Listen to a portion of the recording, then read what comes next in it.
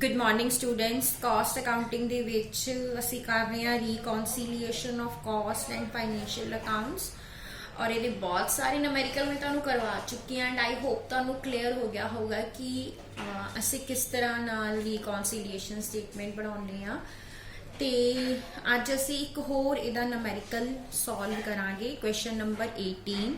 ਇਹਦੇ ਵਿੱਚ ਸਾਨੂੰ ਇਨਫੋਰਮੇਸ਼ਨ ਦਿੱਤੀ ਹੋਈ ਆ ਫਾਈਨੈਂਸ਼ੀਅਲ ਅਕਾਊਂਟਸ ਦੀਆਂ ਕੁਝ ਫਿਗਰਸ ਦਿੱਤੀਆਂ ਆ। ਸੋ ਸਾਨੂੰ ਪਹਿਲਾਂ ਪ੍ਰੋਫਿਟ ਐਂਡ ਲਾਸ ਅਕਾਊਂਟ ਬਣਾਉਣਾ ਪਏਗਾ ਔਰ ਨੀਚੇ ਸਾਨੂੰ ਕਾਸਟਿੰਗ ਰਿਕਾਰਡਸ ਦੀ ਵੀ ਕੁਝ ਇਨਫੋਰਮੇਸ਼ਨ ਦਿੱਤੀ ਹੋਈ ਆ। ਉਹਦੇ ਬੇਸਿਸ ਤੇ ਸਾਨੂੰ ਕਾਸਟ ਸ਼ੀਟ ਬਣਾਉਣੀ ਪਏਗੀ ਐਂਡ ਦੈਨ ਅਸੀਂ ਰੀਕਨਸੀਲੀਏਸ਼ਨ ਸਟੇਟਮੈਂਟ ਬਣਾਵਾਂਗੇ। ਸੋ ਸਟਾਰਟ ਕਰਦੇ ਹਾਂ ਪ੍ਰੋਫਿਟ ਐਂਡ ਲਾਸ ਅਕਾਊਂਟ ਦੇ ਨਾਲ।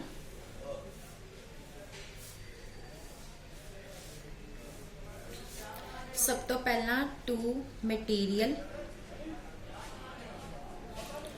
2000, to wages 1000, to factory overhead 900, to administrative overhead 520, to selling and distribution overhead 360, buy sale 5000, buy finished stock 300, buy WIP the we closing balance ਦਿੱਤਾ ਹੋਇਆ ਆ। ਅਸੀਂ ਇਹਨੂੰ ਟੋਟਲ ਕਰਕੇ ਲਵਾਂਗੇ, material plus labour plus overheads तिना दा टोटल 60 प्लस 40 प्लस 40 140। उस तो इलावा सानू दित्ता होया goodwill, return of to goodwill,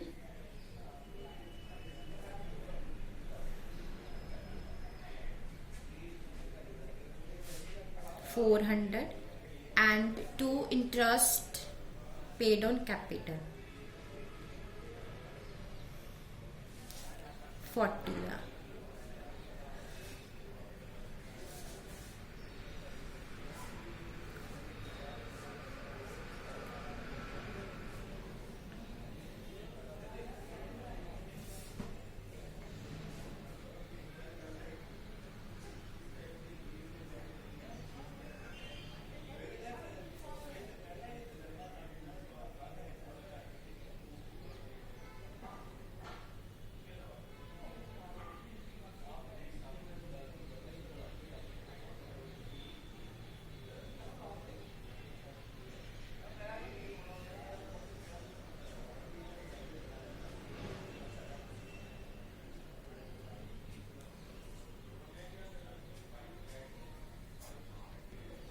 सो साडा जिहड़ा प्रॉफिट आया नैट प्रॉफिट वो आया 220 का एज पर फाइनैंशियल अकाउंट। हुण असीं बनावांगे कॉस्ट शीट। कॉस्ट शीट दे विच जिहड़ा मटीरियल एंड वेजिस आ वो आपां सेम लैणी आ जो असीं फाइनैंशियल च लईआं। मटीरियल 2000 दा एंड वेजिस 1000 दियां। सो प्राइम कॉस्ट आ गई 3000 दी।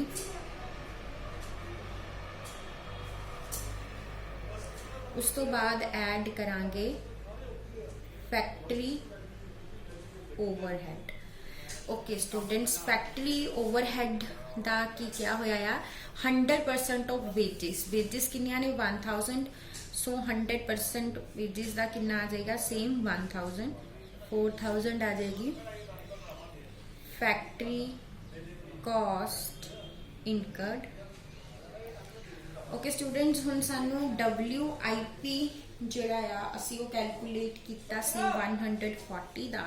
सो हुण असी लैस करना आ WIP work in progress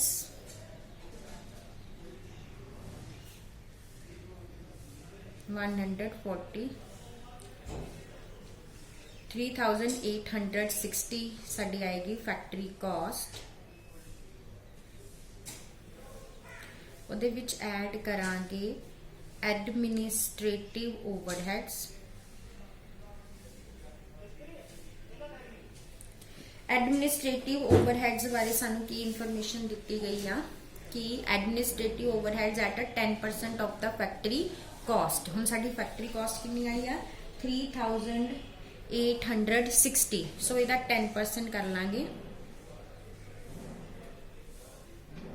so administrative overheads आ जाएंगे 386। 4246 साडी आ गई कॉस्ट ऑफ प्रोडक्शन। हुण लैस करना असी closing stock of finished goods. हुण फिनिश गुड्स दे बारे विच सानू जो इंफॉर्मेशन दी हुई आ, सानू यूनिट्स देखने पैने आ किन्ने आ। फिनिश गुड्स के यूनिट्स है 1230, सेल हैगी 20,000 दी। ਇਹਦਾ मतलब जे ਅਸੀਂ प्रोडक्शन कड्ढनी होवे ते प्रोडक्शन साडी आ जाएगी सेल दे विच फिनिश गुड्स दे यूनिट्स प्लस कर दांगे। सो साडी प्रोडक्शन आएगी 21,230 यूनिट्स दी। सो जिहड़ा क्लोजिंग स्टॉक लैस करना साडे टोटल कॉस्ट ऑफ प्रोडक्शन है 4,246। ਇਹਨੂੰ डिवाइड करांगे टोटल प्रोडक्शन ना जी साड़ी आई 21,230 और मल्टीप्लाई करांगे क्लोजिंग स्टॉक दी यूनिट्स ना विच इज 1,230। सो कैलकुलेट करके देखते हैं आंसर कितना आंदा।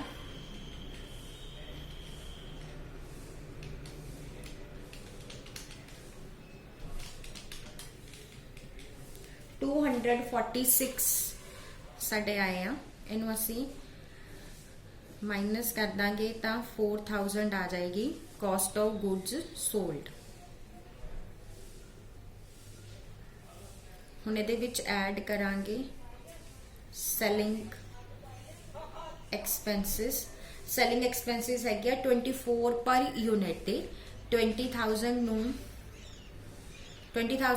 यूनिट्स ने उन्हें 24 ना मल्टीप्लाई करांगे तो साडा आएगा 4,80,000 और आप थाउजेंड्स कर रहे हैं। सो 480 लवांगे 4,480।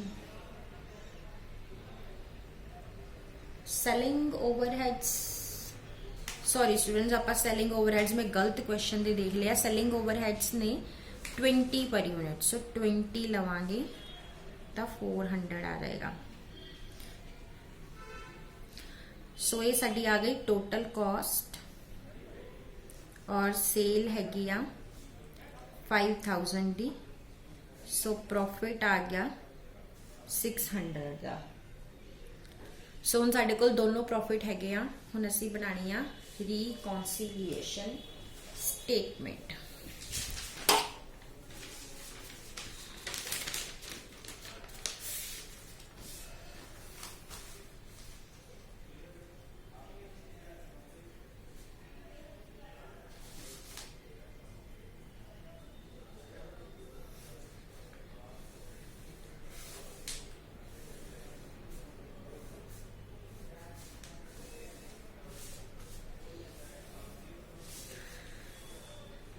Net profit as per cost books असी कैलकुलेट किया 600 एड एंड लैस। ओके सब तो पहला स्टार्ट करते हैं फैक्ट्री ओवरहेड्स के नाल। असी ये बनाई है स्टेटमेंट। फैक्ट्री ओवरहेड इत्थे लए असी 900 दे और नीचे फैक्ट्री ओवरहेड लए हैगे आ 1,000 दे। सो ओवर अब्जॉर्प्शन आ जिहदे नाल प्रॉफिट घट गया होगा आपां ऐड कर Dange. Over absorption of factory overhead किन्ने दे नाल आ 900 एंड 1,100 दे नाल। उस तो बाद एडमिनिस्ट्रेटिव ओवरहेड्स फाइनैंशियल च असीं लिया 520 दे और इत्थे लिया 386 दे। सो ये अंडर अब्जॉर्प्शन लैस कर Dange. Under absorption of administrative overhead 520 चो 386 माइनस करांगे 134 उस तो बाद selling and distribution overhead financial च ले आप 360 दे और इत्थे ले आ 400 दे ओवर अब्जॉर्प्शन ऐड कर देंगे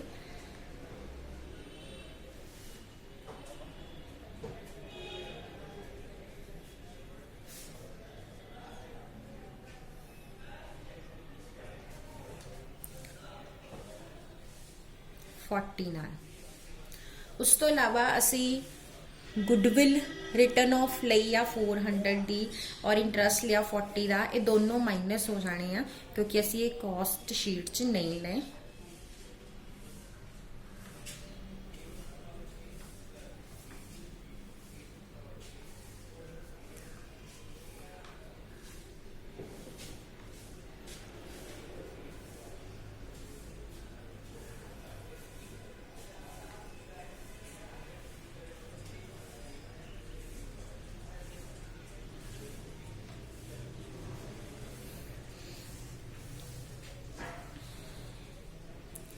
एक जो होर चीज़ आ फिनिश स्टॉक P&L च लिया सी 300 का एंड कॉस्ट शीट च लिया फिनिश स्टॉक 246 का सो अंडर वैल्यूएशन आ क्लोजिंग स्टॉक की ये ना प्रॉफिट घट गया होना असी ऐड कर देंगे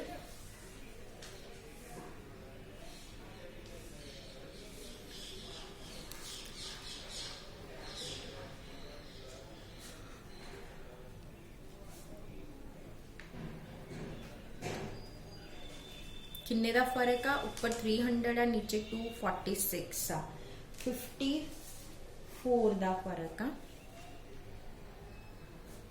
हुण इनू प्लस कर लो 194 करके आ गया 794 हुण इनू प्लस कर लो